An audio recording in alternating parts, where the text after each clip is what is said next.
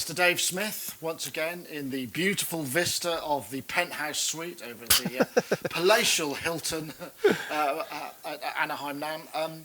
You've done it again. You've kept a big secret before the show. How'd you do it? Well, we're a real small company, so there's not many people to go out there and blab to the world. But yeah, we're always happy when we can spring it on the world, and it's a big surprise. It's kind of fun that way.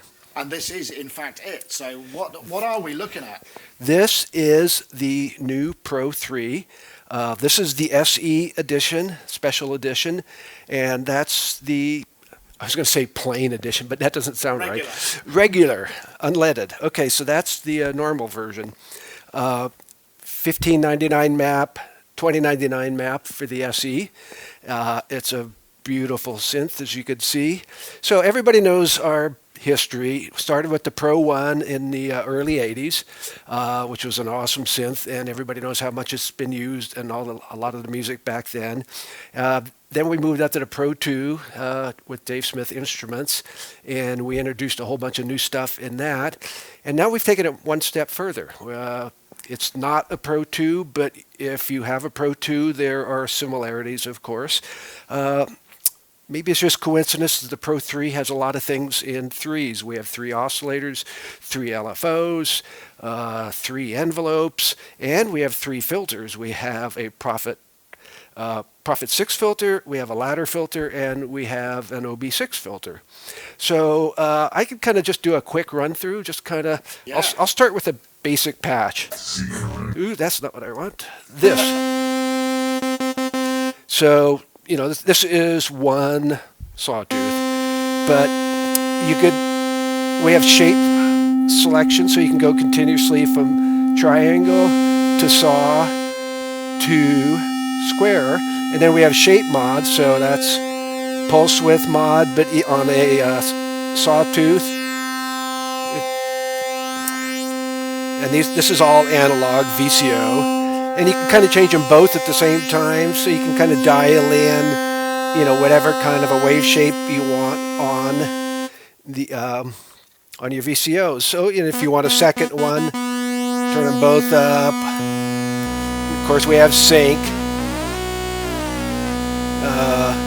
And the third oscillator is actually a wavetable oscillator. So it actually has the same shape. So you could, let me just go back to that. So we have, you know, saw, super saw, and then pulse and sine and stuff.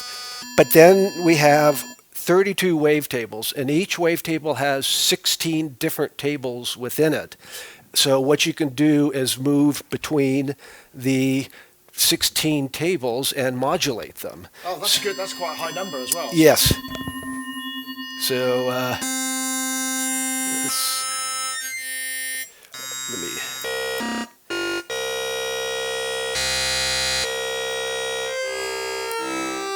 Nice interpolation there, Dave. Yeah. Oh, that's lovely.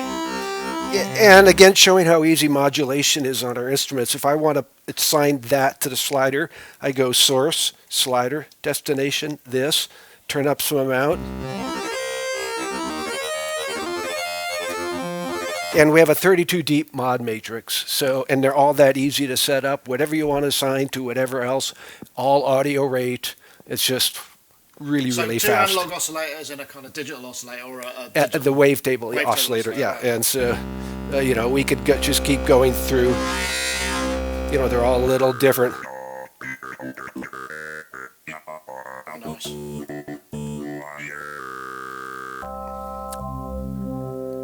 You know, we tried to get a lot of variation in there. And is it fixed, or can you get user ones in there? Not at the moment. We're thinking about doing that, but no promises yet. But for now, you just have the 32. And we maybe we'll announce more that we can download, or maybe we'll make a user, we don't know yet. Yeah, okay. So let's see, let me just, the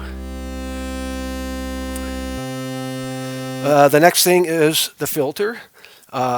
Again, we have, that's the Prophet 6 filter. Now we have a ladder filter. And These are analog switchable, right? Are they? Yeah, yeah, oh yeah. It's all analog switches, analog signal path, of course, except for the digital oscillator. For the ladder, the classic ladder filter, as you turn up resonance, you lose gain.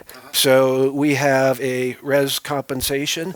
Hooray! Hallelujah! Yeah, so if you want to be historically accurate, you turn that off. If you want it to be more modern, where you don't want everything to disappear when you turn up your resonance, then you turn that on. And of course, we have the Prophet 6 filter, so you could the state variable. So there's a whole lot to pick from just here, and it's real simple. You just push the button and you're there. And they are either or. They're not parallel or. Nah, that gets too crazy after a while. What are you going to do? Put two low passes in a row? We always like the simplicity.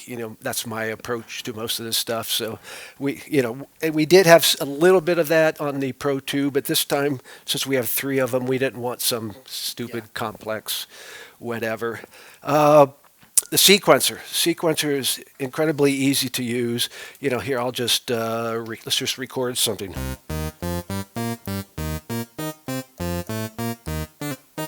Let's see. So, and you could put rests in. Swing, continuous variable, slew. Everything's just super easy. If you want to record a knob, you just hit record. That easy. That sounds like it's interpolating between the values as well on the sequencer. It's not stepped, is it? No, it's not stepped, but it's not slewed. We just kind of make it work, right? Right. And how many deep parameters can you record onto it? 16. So each of these is a track. So if I want to add ratchet, I could just go chap select, and then I could. Okay. I see. Yeah, it's that easy to do. But then you can go through and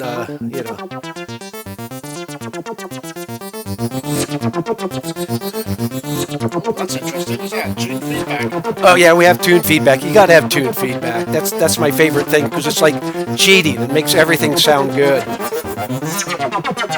that like mixer feedback, but with more control? Is that like a straight amplitude feedback? It's like what I originally did in the Evolver. So it's tuned feedback.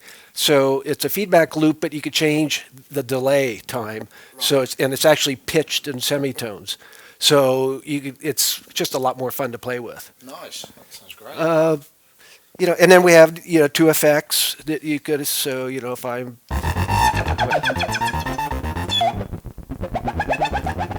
if I want to just turn on some Bucket Brigade, but I could sync it so it's synced to the sequencer. Anyhow, I could just keep going forever with these sort of things. So that's just a very rough description of the features. Is it mono or is it? Can you play it paraphonic? Oh yeah, yeah. Like if I want to go through some patches, so it's 3-part paraphonic.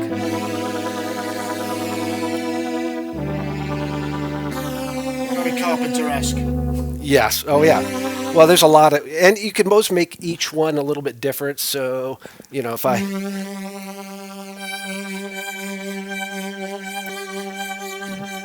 because it's just you could set up these to be the same or to be different.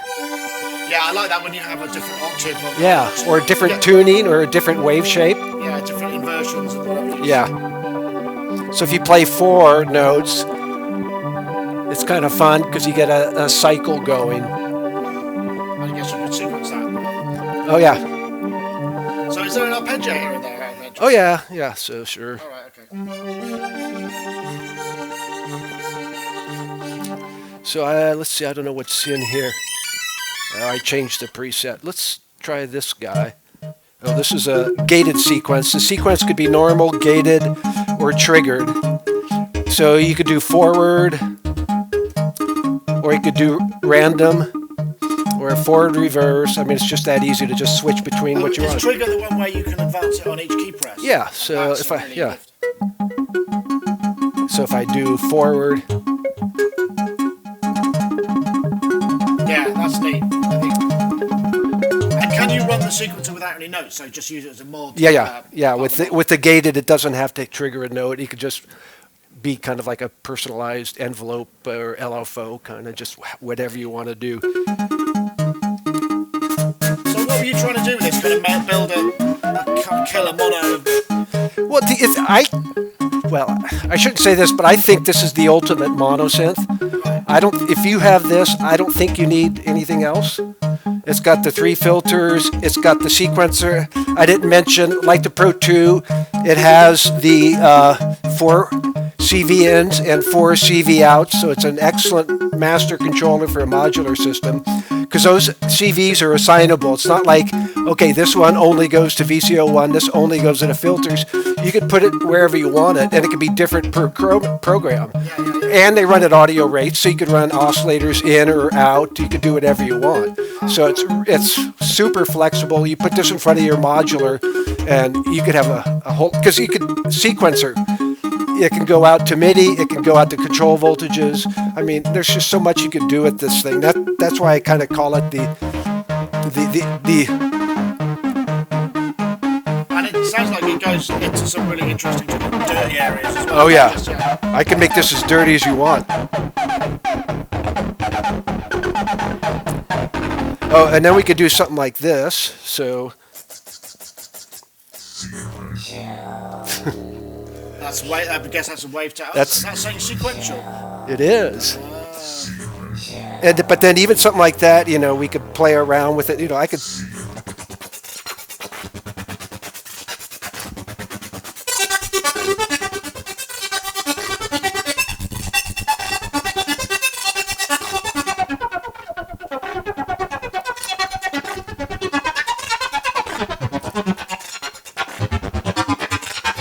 So we started with it just saying sequential, and now I've got this going on, which has nothing to do with that. Which is where all good synthesizers should take you in any direction, right? Exactly.